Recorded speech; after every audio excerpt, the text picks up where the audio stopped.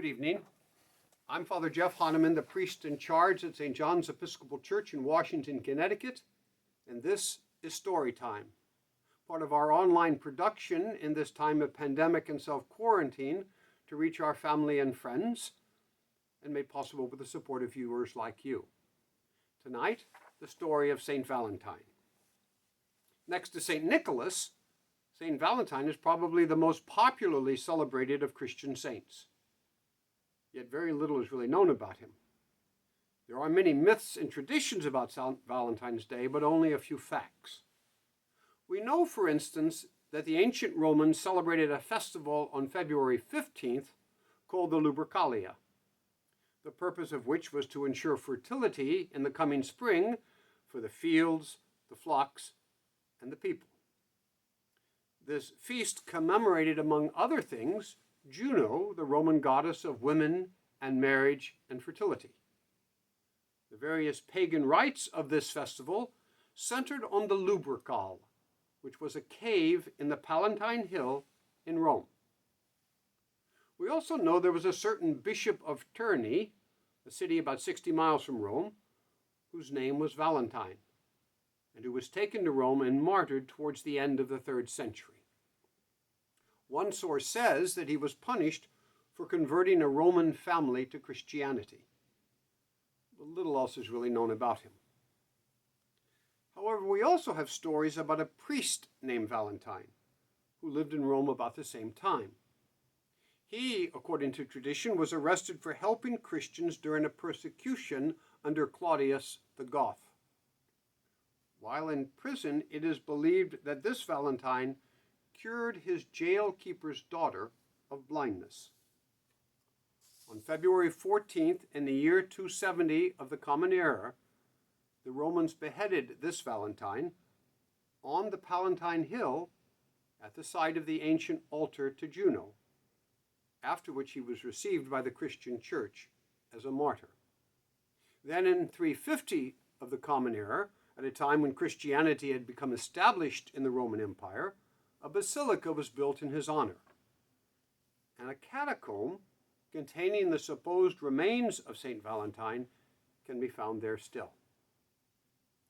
As was often the case in the early church, pagan festivals were replaced by Christian ones, such that in 496 of the Common Era, Pope Gelasius changed the ancient Roman Lupercalian festival to St. Valentine's Day, and it has remained so ever since. Though the surviving accounts of the martyrdoms of both Valentines are clearly legendary, there are indications that each contains a nucleus of fact, and it's just possible that the kernel of truth in the two legends refers to a single person.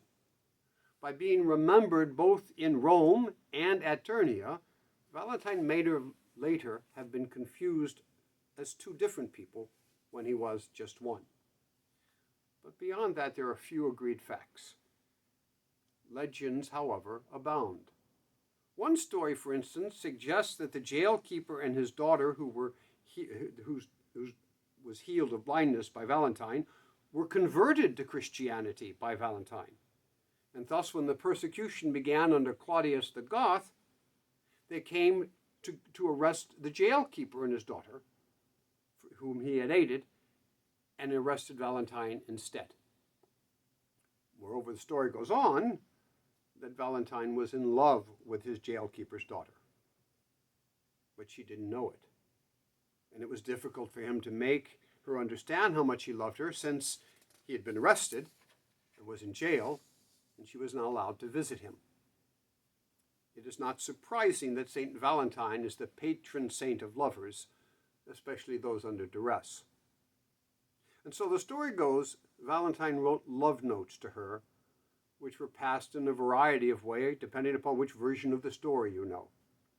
In one version, he passed the notes through the jail keeper himself, who was grateful to him for having restored his daughter's sight and protecting them during the persecution. In another version, lovebirds carried the notes away to her. But in my favorite version, he tossed the notes over the prison wall each day with hope that by chance she would pass by and retrieve one. But the notes instead were picked up by any number of other young women who, now believing that the love notes, which were anonymous, were meant for them, and left there by some secret admirer. Because of such legends, we now call all such romantic messages Valentines. And poor Valentine himself died without ever knowing whether his message got through. And thus he became the epitome of unrequited love. And so St. Valentine is probably happy that on the feast of his martyrdom, so many people make sure that their love is known by the exchanging of Valentine cards or with gifts of flowers or chocolates. As St. Valentine knew, a love which is kept to oneself is a love lost. For love is something that must be shared and acted upon. And I hope that all of you make a special effort in memory of St. Valentine this year to express your love to your spouse, to your children, and to your parents. It is not enough to just intend to love someone, or to feel love for someone, or even to say that you love someone. You must act upon that love in order to make it real. And in so doing, it takes so very little effort on our part to make another person feel greatly loved. It takes only a moment to drop a note to someone we love, to pick up the phone and call them, to remember a birthday or an anniversary, to send a card or flowers or some reminder. And with such little effort, their results are often great in the feelings of being loved by another, to being remembered and cared for. Similarly, it is not enough only to love God, to want to love God, to say that we do, or even to feel that we do.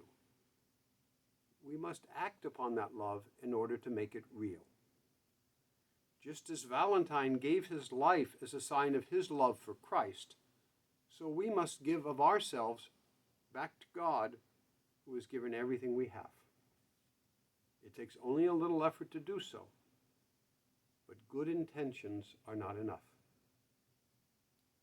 The season of Lent begins next week, and it is an excellent time to struggle with ourselves to make that little effort to love God and our neighbors more, to put into action our feelings.